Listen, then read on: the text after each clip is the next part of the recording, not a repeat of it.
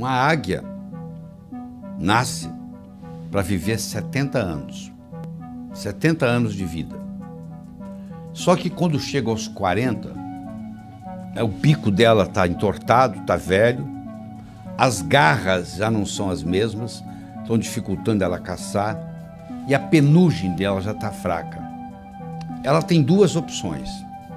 Ou ela chuta o pau da barraca e deixa acontecer, e logo logo ela morre, ou ela resolve fazer um renascimento. Ela procura uma região onde tem uma pedra, onde tem água por perto, onde ela pode caçar roedores por ali, e ela decide ficar naquele lugar por 150 dias, 5 meses. E ela vai fazer o seguinte: ela vai pegar o bico e bater com o bico naquela pedra até o bico cair, e vai nascer um bico novo.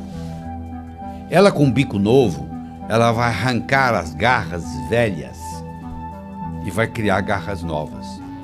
E ela, com o bico novo e as garras novas, ela vai tirar toda a penugem envelhecida e vai nascer penugem nova. E com 150 dias, com 5 meses, ela completa esse ciclo. E ela agora está de bico novo, garra nova, penugem nova.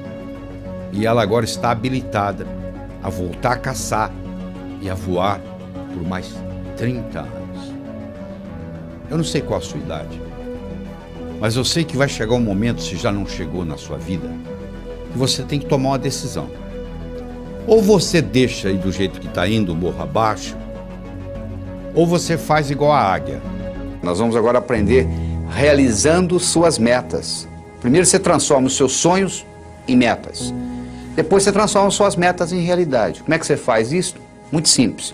Primeiro, tem que ser sua. Por que você está estudando medicina? Ah, porque o papai gosta. Então mande seu pai fazer o vestibular. Ninguém tem direito de escolher profissão para os outros. Você tem que ter a meta sua, só pelo prazer de ter, para ela se manifestar no universo. É só isto, mais nada. O dinheiro vem como consequência. Então, primeiro tem que ser sua. Você está fazendo o que você gosta? Se não tiver, você muda. Segundo, a sua meta tem que ser grande. Você tem que mirar na lua, porque se você errar, você ainda vai estar entre as estrelas. Em 1976, quando eu me mudei para os Estados Unidos, eu falei para um amigo meu: em 3 anos eu vou ensinar cardiologia para os americanos. Ele riu de mim. Sabe quanto tempo levou?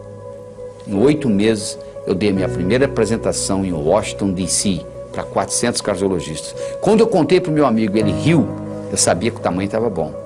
Tenha metas grandes, que você vale a pena você brigar por elas, porque meta pequena não lhe estimula.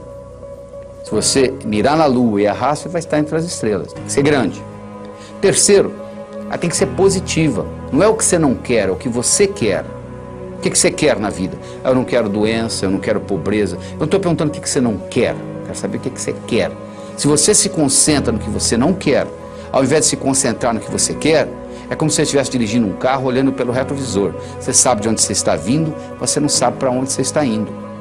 Você tem que concentrar naquilo que você quer, colocar energia. Eu não quero ser igual ao meu pai. Ser igualzinho ao seu pai, todo mundo sabe disso, menos você. Porque quando você diz eu não quero ser gordo, você pensa em gordura. Quando você diz eu não quero ser pobre, você pensa em pobreza. Você sabe que tudo é criado 2 vezes. Primeiro você cria aqui, depois você se manifesta no seu universo físico. Você tem que ter objetividade, ela tem que ser objetiva.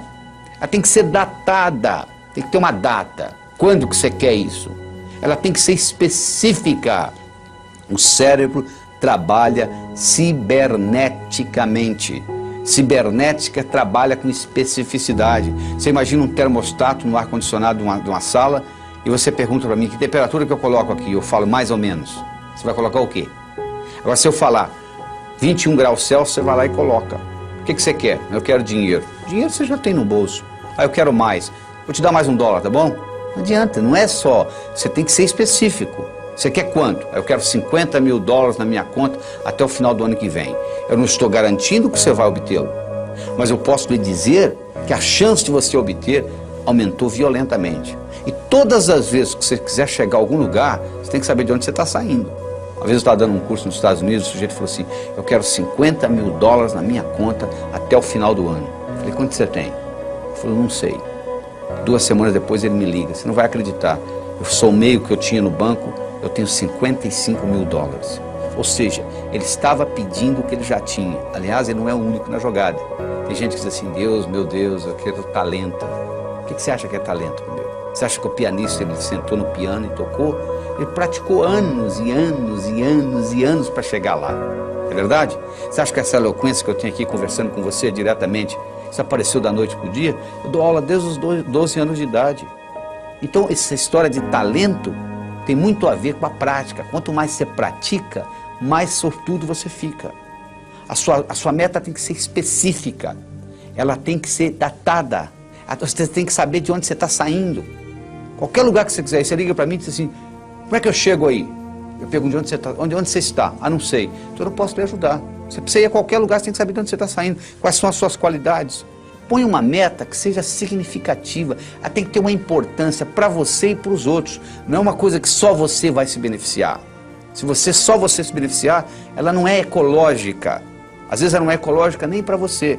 Ecológica, a meta sendo ecológica é importante. Eu não posso divulgar o meu trabalho pelo mundo todo e ao mesmo tempo passar 5 dias da semana com os meus filhos, com a minha família. Se eu quiser fazer a mesma coisa, simultaneamente, divulgar o meu trabalho e passar 5 dias com a minha família por semana, uma dessas duas não é ecológica, porque uma vai brigar com a outra. Porque eu estou querendo criar 2 metas praticamente antagônicas. Eu não posso viajar pelo mundo todo, pelo Brasil todo, e ao mesmo tempo ficar 5 dias com a minha família por semana. Então você tem que ver que uma meta não pode ir contra a outra. A sua meta, ela tem que ser relembrada com frequência. Não é você chegar no dia 31 de dezembro e escrever o que você quer para o ano seguinte, você tem que estar constantemente olhando o que eu quero. Às vezes muda. Às vezes você perde o interesse, às vezes uma meta que você tinha, você fala, não quero mais. Eu tinha vontade de ter essa meta, hoje eu não quero mais. Às vezes você trabalha anos por uma meta que você queria e você esqueceu que não quer mais. E quando termina, e aí? E agora? Ah, eu não quero isso mais. Você podia ter decidido isso muito tempo atrás, porque os seus valores mudam, os seus interesses mudam. Quando eu tinha 20 anos de idade, eu era capaz de viajar 10, 20, 30 horas para pular carnaval. Hoje eu quero distância de carnaval. Ou seja, os meus interesses mudaram, os seus também. Avalie aquilo que mudou e não fique batalhando naquilo que você realmente às vezes não quer mais. Você tem também de fazer aquela divisão. Todas essas metas com essas características e divididas, aí sim vai ter um impacto diferente na sua vida. E você tem que fazer a meta, não é o que você quer em 1 ano, 2, 5, 10, não. É o contrário. É o que você quer em 10 anos, o que você quer em 5, é de lá para cá, ou seja, do futuro para o presente. Onde que eu quero estar daqui 10 anos? Para eu estar lá daqui 10 anos, onde que eu tenho que estar daqui 5? Para estar lá daqui 5, onde que eu tenho que estar daqui 1? Para estar lá daqui 1, onde que eu tenho que estar e assim por diante. Aí você descobre o que você vai ter que fazer amanhã de manhã, mas olhando lá na frente, nos 10 anos. Parece uma coisa simples, mas faz uma diferença enorme. Você primeiro olhar lá nos 10 anos e trazer de lá para cá, do que daqui para lá. Então, com essas características que eu acabei de lhe apresentar, eu acho que você deve escutar, assistir esse vídeo várias vezes seguidas para saber as características da meta ser grande, ser sua, ser positiva, ser objetiva, ser datada, ser específica, ser significativa, ser ecológica, ser relembrada e ser comensurável. Uma coisa tem que ser medido. O que você quer? Eu quero mais felicidade. O que você quer? 20% mais feliz esse ano do que ano passado? Pode medir felicidade. Felicidade não é meta. Felicidade é estado de espírito. Fica feliz agora. O que está te segurando? Meta é uma coisa que você tem que estar num ponto e tem que chegar no outro. Existem etapas. Felicidade você não precisa de etapas. Você pode ficar feliz agora. Então meta é coisa comensurável. Você pode medir. Eu quero isso, eu quero aquilo, eu quero tanto no banco. E isso tudo tem que ser relembrado com frequência. No momento que você começa a trabalhar com tudo isto, e eu criei um mnemônico chamado Pode-se Crer, que ajuda você a relembrar todos esses tópicos que nós só acabamos de discutir. Quando você começa a trabalhar com isto, e na hora que você escreve a sua meta, você leva em consideração todos esses pontos, o que vai acontecer é que as suas metas vão se manifestar numa velocidade enorme. Você quer um carro? Tá bom. Que marca? Que cor? Como que é o painel? Como que é o estufamento? E etc. No momento que você começa com mais detalhes, no processo cibernético, isso se manifesta de uma forma diferente. bolo do sucesso, onde eu escolhi 6 ingredientes. O primeiro é você ter uma boa autoestima. O número 1 é você. Primeiro você cuida de você. Você já viu no avião? Lá vem a aeromoça lá e fala assim, ó, se por um acaso cair a concentração de oxigênio na cabine, vai cair uma máscara. Se você está com a criança, você faz o seguinte, você primeiro põe você, para depois cuidar da criança. Ou seja, let me be a better me for me, and I'll be a better me for you. Deixa eu ser uma pessoa melhor para mim, eu serei uma pessoa melhor para você. Você entendeu? O termômetro mede a temperatura da sala. Eu chego aqui, está 21 graus Celsius. É a temperatura da sala. Agora, isso é o termômetro. Agora, se eu colocar aqui um termostato e colocar 15 graus, mesmo que lá fora esteja 30, aqui dentro vai estar 15. Porque o termostato vai baixar a temperatura ou subir, de acordo com onde eu coloco a temperatura.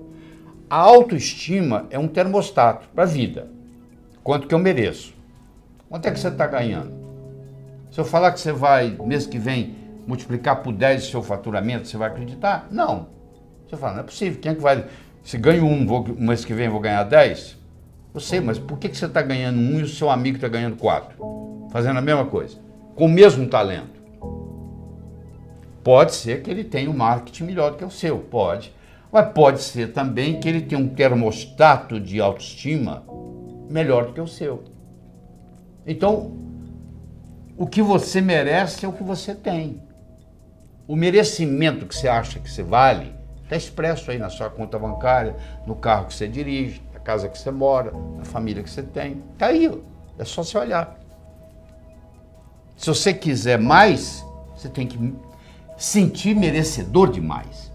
E para sentir merecedor demais, escuta, você tem que subir a sua autoestima. A segunda é a sua capacidade de se comunicar, que é fundamental, principalmente no mundo de hoje, onde a comunicação é talvez o mais importante de tudo no sucesso.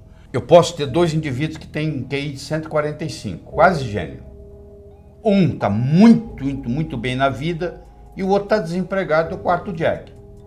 Você vai ver a diferença, um se comunica bem e o outro não dá nem bom dia para o vizinho. Então, no momento que você melhora a sua capacidade de se comunicar, você passa a valer mais no mercado.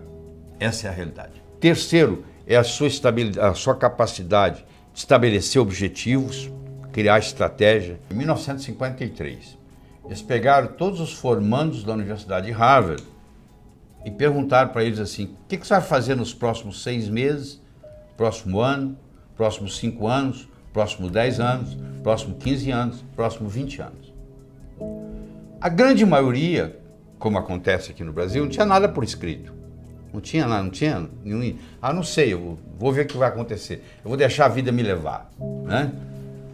Mas 3% daqueles estudantes, eles tinham por escrito o que eles iam fazer com 6 meses, com 1 ano, com 5, com 10, com 15, com 20 anos de formado. Em 1973, eles pegaram aqueles que ainda estavam vivos e fizeram uma avaliação. Então, aquele grupo que tinha por escrito era 3%. Valia mais do que os 97% junto em todos os aspectos. Então, eles viram se a inteligência era diferente? Não. O background familiar era diferente? Não. Tudo era igual. As notas que tirava na escola, a única diferença que fazia diferença é que eles tinham por escrito.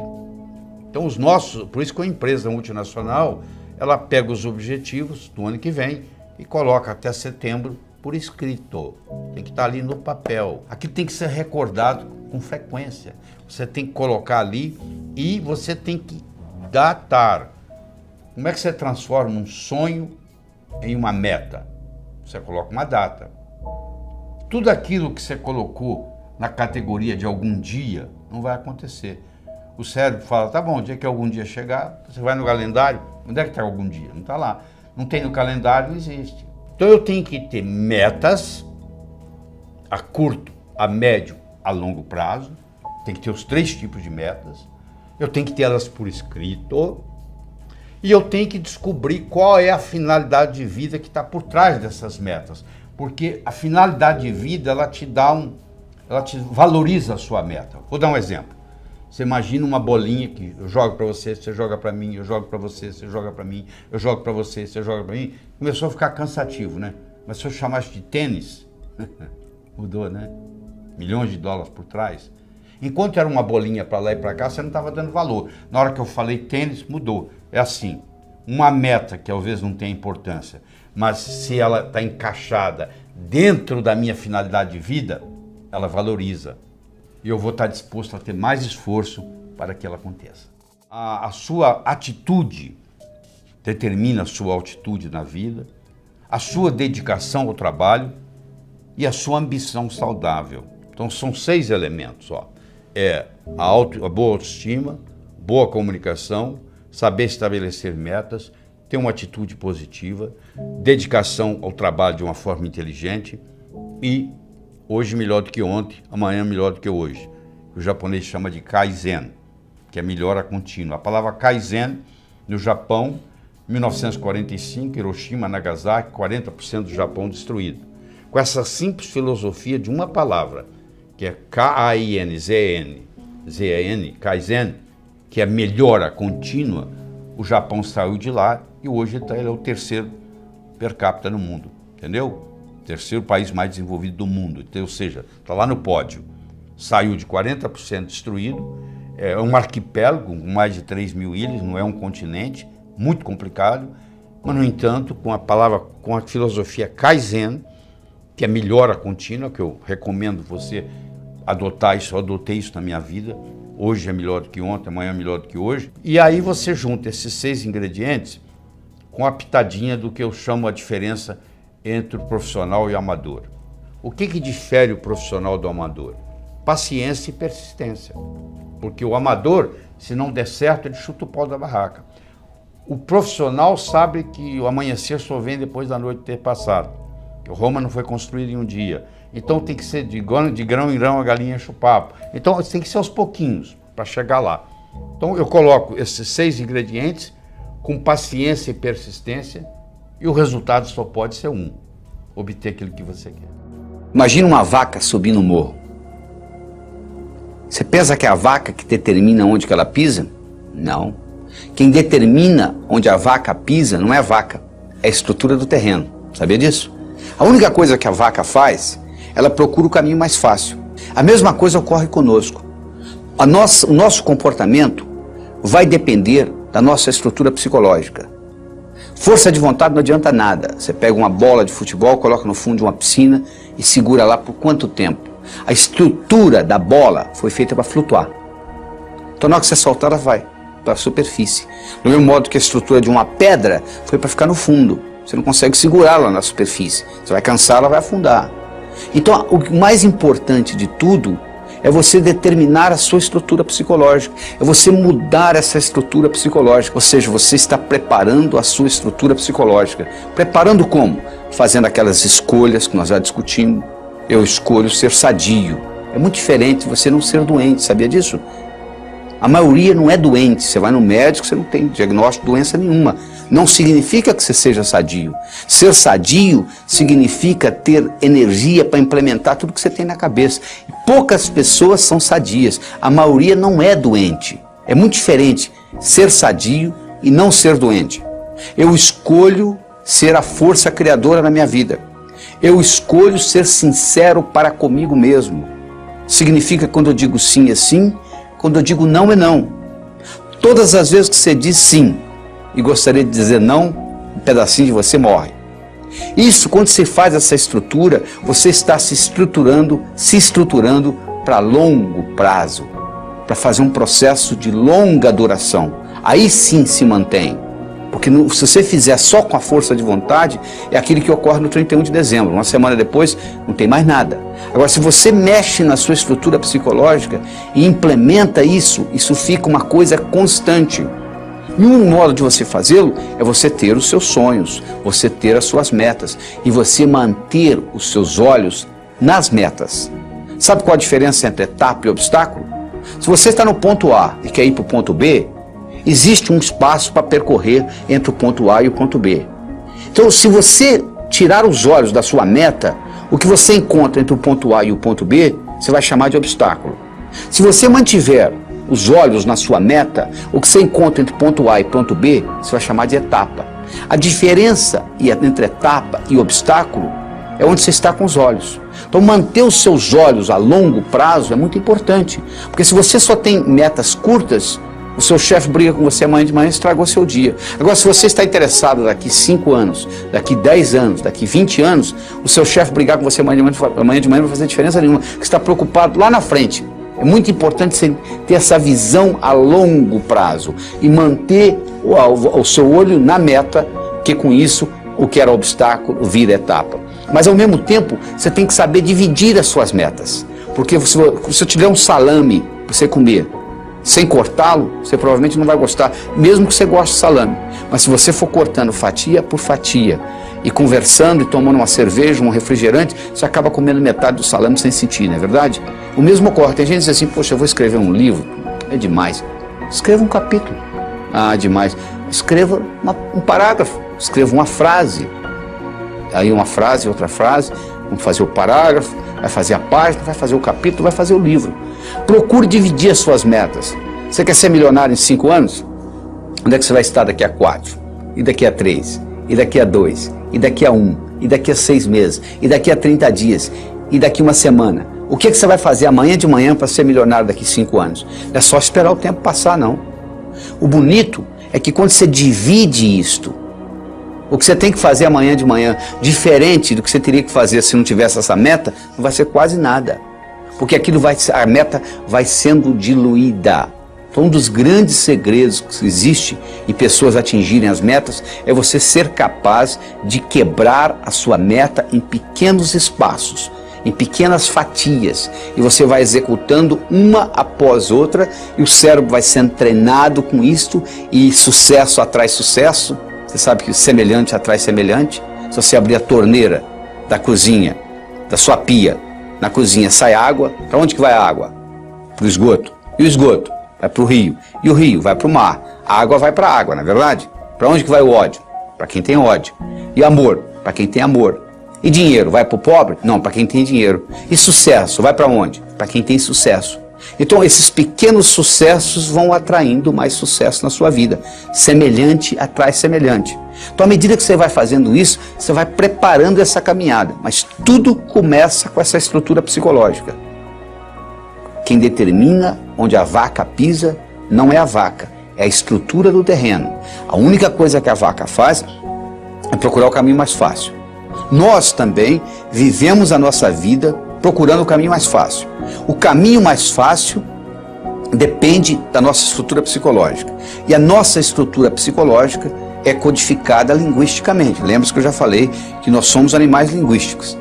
Então o melhor jeito de você se preparar para mudanças é você recodificar essa sua estrutura psicológica e fazer natural aquilo. Se você tem uma estrutura psicológica de levantar às 5 da manhã, se eu pedir para você ficar na cama até o meio-dia, é um martírio, não é verdade? Se você tem uma estrutura psicológica de levantar ao meio-dia, se eu pedir para você levantar às 5 da manhã, vai ser um martírio. Para os dois. Porque o que determina o caminho mais fácil é a estrutura. Se a minha estrutura psicológica é de levantar às 6 da manhã, se eu ficar até às 8 na cama, eu vou ficar chateado. Agora, se eu tenho a estrutura psicológica de levantar às 6, não vai ser problema nenhum. Não será sacrifício, porque eu estou procurando o meu caminho mais fácil. Então, o que eu quero que você determine para você é o seguinte: qual é o seu caminho mais fácil? Quero que você determine para você quais são as suas metas a longo prazo, em termos de saúde, em termos de finanças, em termos de amizade, em termos de família. Daqui 5, daqui 10, daqui 15, daqui 20 anos. Porque você tem que saber quais são essas metas, para você manter o olho lá, para os seus obstáculos deixarem de serem obstáculos e se tornarem etapas. E lembre-se de dividir para somar. Ou seja, você quebra as suas metas em pequenos pedacinhos e com isso fica mais fácil a digestão. Com isso fica mais fácil você atingir uma por uma dessas metas. É a história do Coronel Sanders. Sanders tinha um apelido de coronel. Coronel Sanders. Coronel Sanders tinha um restaurante na beira de uma estrada. E os caminhoneiros passavam e paravam lá para comer a comida do Coronel Sanders, que ele era um bom chefe de cozinha. Especialmente, ele tinha uma receita que ele tinha ganho da avó dele, que era uma receita de galinha frita. Então, ele era famoso, o restaurante era famoso por causa da receita da avó do Coronel Sanders. O governo de Kentucky resolveu mudar a direção da estrada. E o seu restaurante, que era um restaurante de beira de estrada, deixou de ser de beira de estrada. E ele, com 65 anos de idade, ele resolveu, não tinha cliente, ninguém ia sair da rota para ir lá visitar o restaurante dele. Ele ficou sem cliente, como muitos restaurantes estão hoje, sem clientes. E aí, o que aconteceu? Ele pediu aposentadoria. 65 anos, tinha direito ao Social Security, pediu aposentadoria. Quando chegou o primeiro cheque de aposentadoria dele, ele mostrou para a mulher dele e falou assim: como é que nós vamos viver nisso? Não pode ficar assim. A única coisa que o Coronel Sanders tinha era uma receita de galinha frita que ele ganhou da avó. Ele pegou aquela receita de galinha frita, ele visitou 21 restaurantes. Olha, eu tenho essa receita, eu tinha um restaurante na beira da estrada, ele deixou de ser na beira da estrada, entendeu? Eu quebrei, eu tive que me aposentar, você não quer, eu posso fazer aqui, a gente pode fazer uma parceria. Ninguém se interessou. Até que, finalmente, a persistência dele, o universo conspira a favor, chegou a hora. Ele chegou num deles e o indivíduo gostou da ideia. E falou assim, podemos fazer uma parceria. E a parceria começou. E aí foi fundado o Kentucky Fried Chicken. O Kentucky Fried Chicken, hoje, tem mais de 25 mil lojas. O Kentucky Fried Chicken domina o mercado de frango no Japão. E os importadores de frango do Brasil para o Japão, que o Japão é o maior importador de frango do Brasil, eles vendem principalmente para o Kentucky Fried Chicken. Então, o Coronel Sanders indiretamente está ajudando o Brasil. Agora eu lhe pergunto, um cara com 65 anos de idade, com um cheque de aposentadoria do Social Security, a única coisa que ele tinha com ele era uma receita de galinha frita. E ele consegue mudar o mercado de frango no mundo. Você está esperando o quê? Era uma vez, numa pequena ilha da Grécia, havia um sábio, famosíssimo. Famoso porque, até aquele dia, todas as perguntas feitas a ele, ele soube responder. E a fama dele transcendeu a Grécia. Vinha gente de longe. Mas um dia, um adolescente, conversando com um amigo dele, adolescente, disse, eu acho que eu sei como é que eu vou enganar esse sábio. Eu vou pegar um pequeno passarinho, vou esconder nas minhas mãos, vou levar para ele e vou perguntar se está vivo ou morto. Se ele falar vivo, eu vou espremer e deixar cair morto nos pés dele. Se ele falar morto, eu vou abrir a mão, vou deixar o passarinho voar. Não interessa o que ele responder, dessa vez ele vai errar. Mas você imagina, o adolescente pegou o pequeno passarinho, colocou nas mãos, foi até o sábio, olhou para o sábio no olho e disse assim, sábio, diga-me, o passarinho nas minhas mãos está vivo ou morto? O sábio olhou para ele e disse, meu jovem, a resposta está nas suas mãos. Você que está aí, eu quero que você saiba que o seu sucesso, tanto pessoal quanto profissional, esteve, está e sempre estará nas suas mãos. Você não faz um bolo só com farinha, nem só com manteiga, nem só com ovos. Você precisa de vários ingredientes. O bolo da vida necessita vários ingredientes. E um desses ingredientes é o diálogo.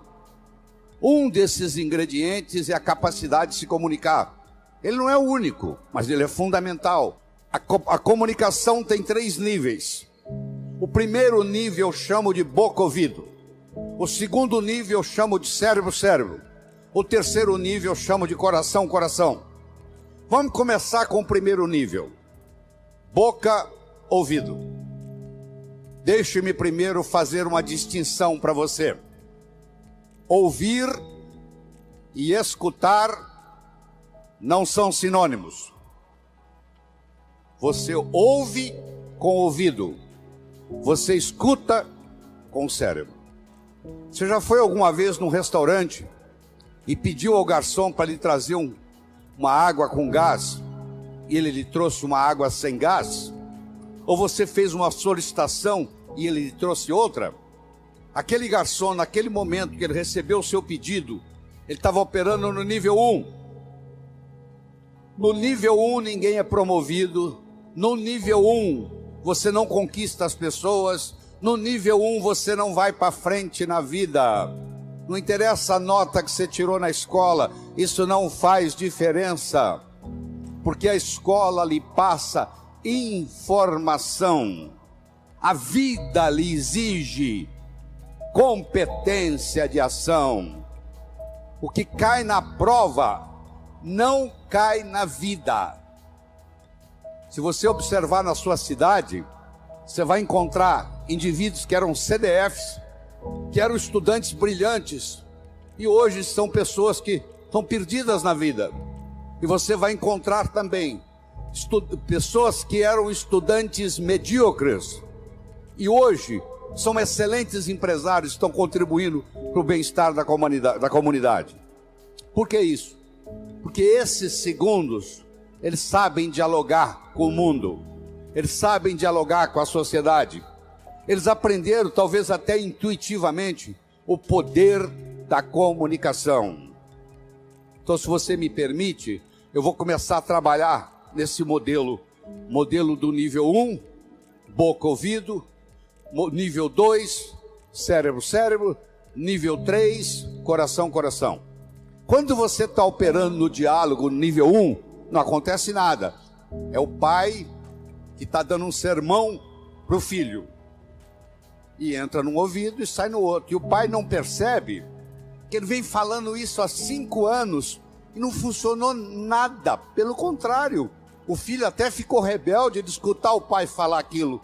E o pai não se dá conta que aquilo não é diálogo, que é um monólogo que ele está falando para o vento.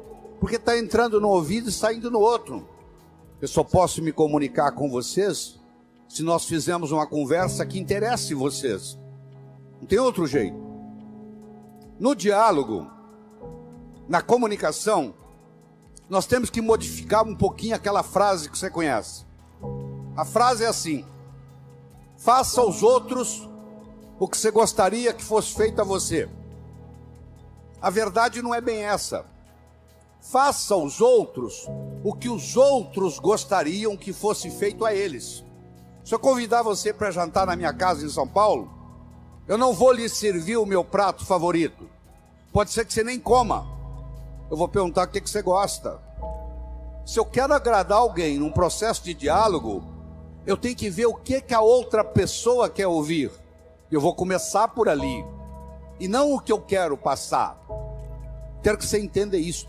Faça aos outros o que os outros gostariam que fosse feito a eles.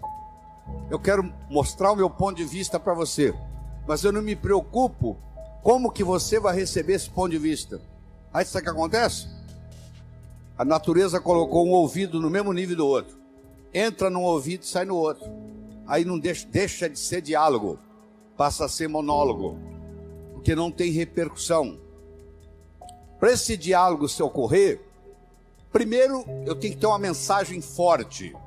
Você só vai continuar me escutando se você estiver gostando da mensagem. Eu tenho que ter algo para poder passar para você. Essa é a mensagem. Segundo, nós temos que conversar de uma forma metafórica. Quando eu lhe conto uma história, você não pode dizer que você não concorda com ela. Eu estou lhe contando uma história. E dentro da história, eu coloco a ideia que eu quero passar para você. Era uma vez um navio de alta prioridade, porque carregava ouro. E de repente o motor desse navio enguiçou. E o dono do navio disse: para. Traga aqui o melhor mecânico da região. Eles trouxeram. Ele trabalhou um dia inteiro, não conseguiu consertar o motor. Ele disse: para. Traga aqui o melhor engenheiro mecânico do país mais próximo.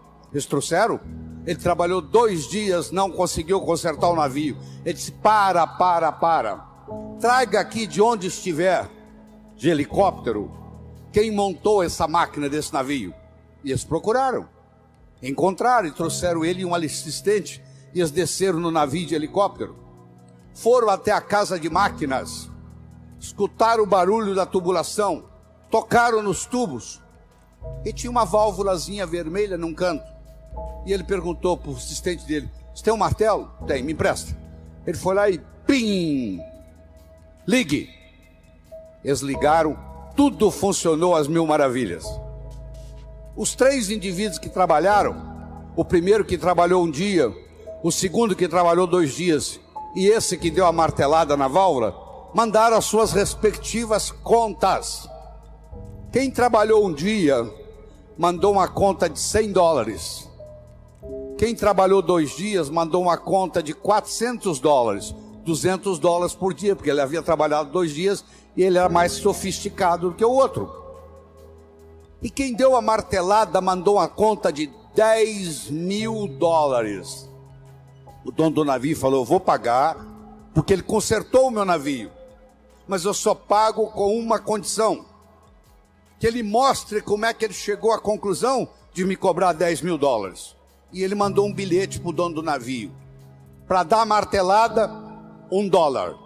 Para saber onde bater com o martelo, 9.999. Olha que interessante.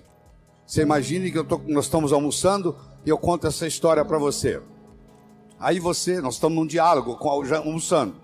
Aí você vai para o seu escritório comigo e você está pensando em me contratar para ser seu consultor na sua empresa. E você pergunta assim: doutor Laí, qual é a sua remuneração?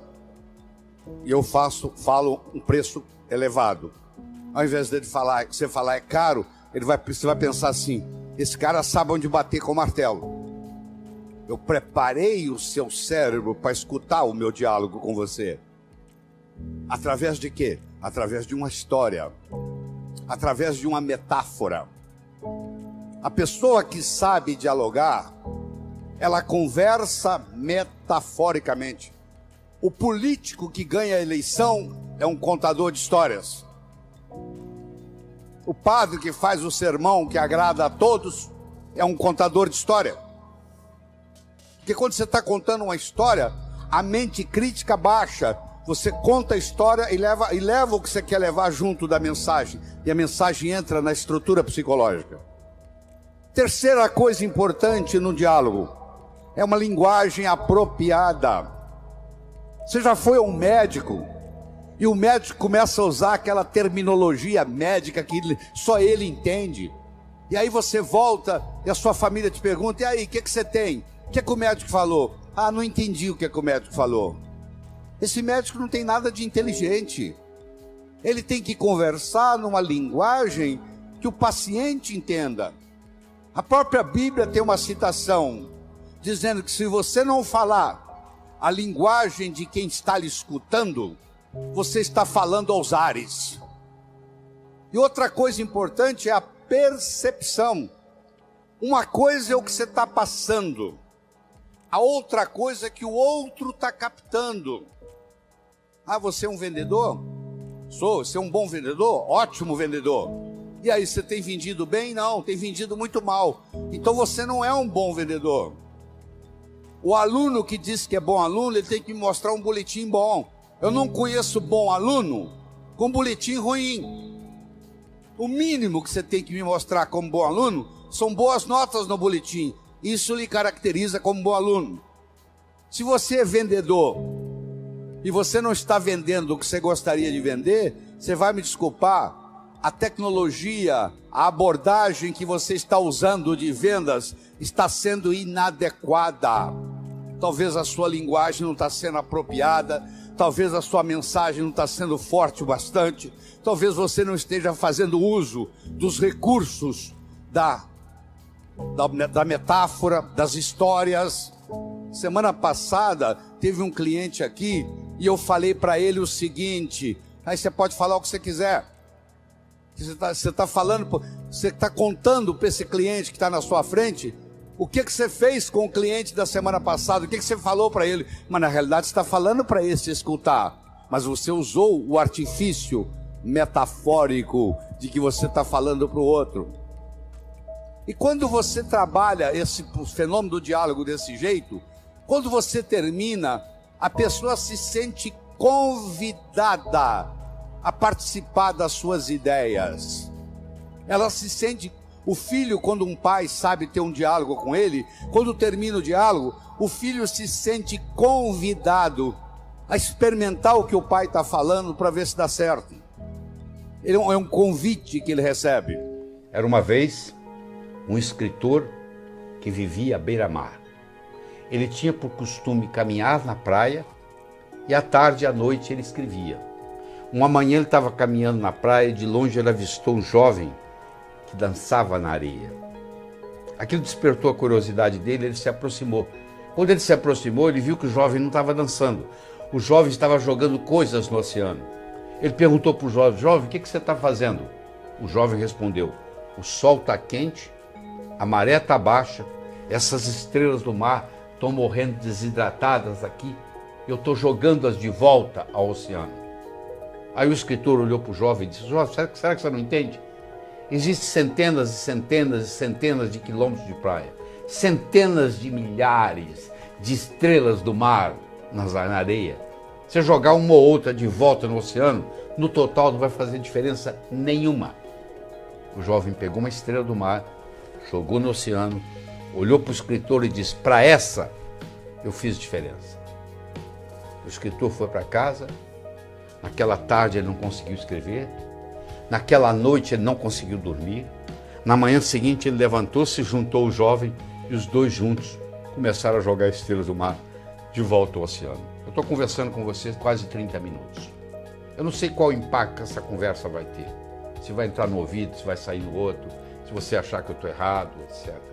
Mas eu vou dizer uma coisa: se fez diferença para um de vocês, já valeu a pena.